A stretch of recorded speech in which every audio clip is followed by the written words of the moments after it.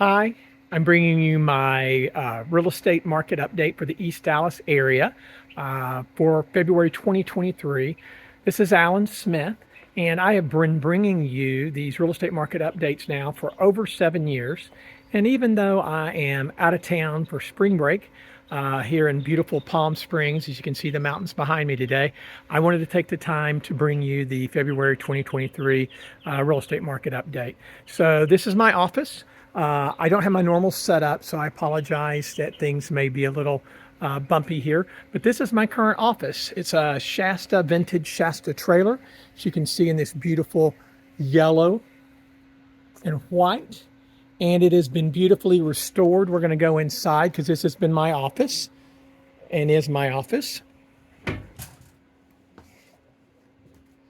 So as you can see, it's really a remarkable little office space. So bear with me. I'm going to have to read my notes since I don't have the normal setup.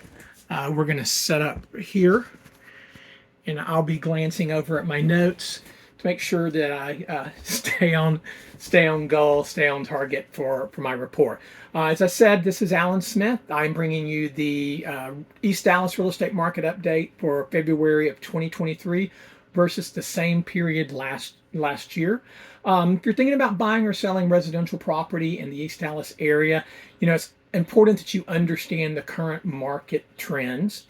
According to NetRisk, that's our local MLS, the marketplace for East Dallas residential properties, we're going to be comparing February 2023 versus the same period last year.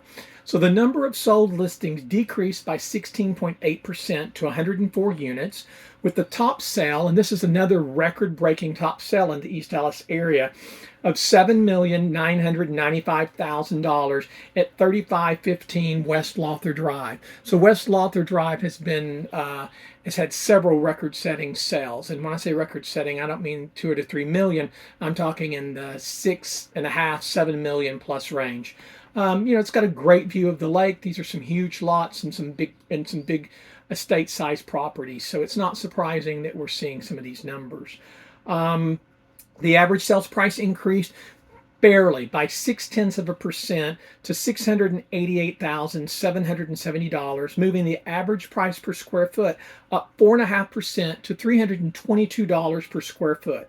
The inventory of properties available for sale, measured in months supply, also increased by 87.5% to 1.5 months worth of properties for sale, yet remains critically low. Remember, we've discussed before that historically we look at 6 months as a balanced market, neither a buyer's market nor a seller's market.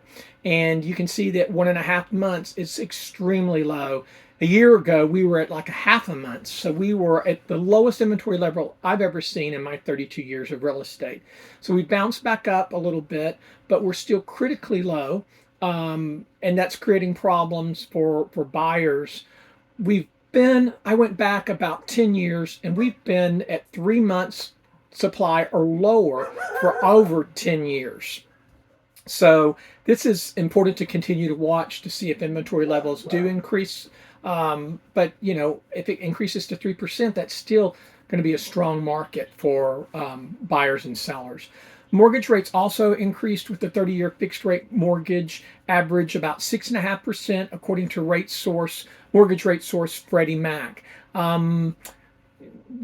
This is what's crazy. When I go in and look at the market, by the time I type out my script, put in my information, rates have already changed. We've been seeing it now for 6 months. So I've seen rates average 6.5% on the low end up to 7.25%. Again, this is an average. This means that those people have better credit. Your mortgage rates may be lower than what I'm discussing here. And if you have less perfect credit, or poor credit, your rates are going to be substantially higher than these averages. So what does all this information mean in the coming months? It's important that you understand that according to Freddie Mac, the strong labor market and the threat of what they're calling sticky inflation has interest rates trending up. which we just discussed. This was after they'd hit a 5-month low in January of 2023. Local home prices peaked in June of 2022 after 2 years of white-hot increases and appear to be returning to a pre-pandemic levels and increases. Those levels and increases were still really good and strong. It's just that we may not see, it doesn't look like we're going to see the white-hot increases that we saw of 2020, 2021, and 2022. Inventory of homes, the month supply, again, we discussed this, has doubled from the same period last year.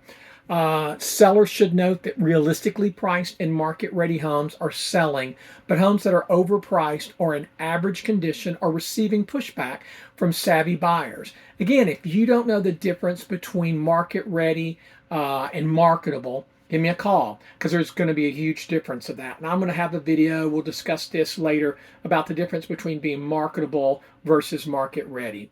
The list to sold price ratio has continued to fall from the highs of last year, which indicates that homes are selling below their list price and with fewer multiple offers. This doesn't mean there's no multiple offers out there.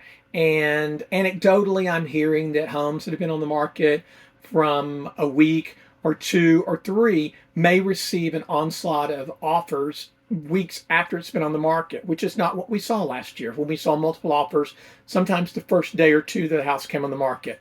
The market's moving a little slower than that, but we are still seeing those multiple offers.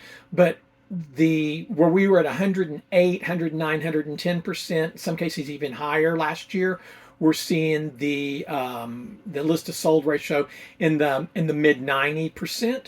So that means that there is pressure to sellers that you're not going to get your multiple offers and way above ask like we did last year. So East Dallas continues to be a hot spot for people moving to Dallas. So that's great news for those of us living and working in the East Dallas area. If you're thinking about buying or selling residential real estate now or in the near future, it's important that you seek the guidance and advice of an expert local realtor. I appreciate you tuning in, and we'll see you at the next real estate market update. And thank you for joining me today in my vintage Shasta trailer. Take care.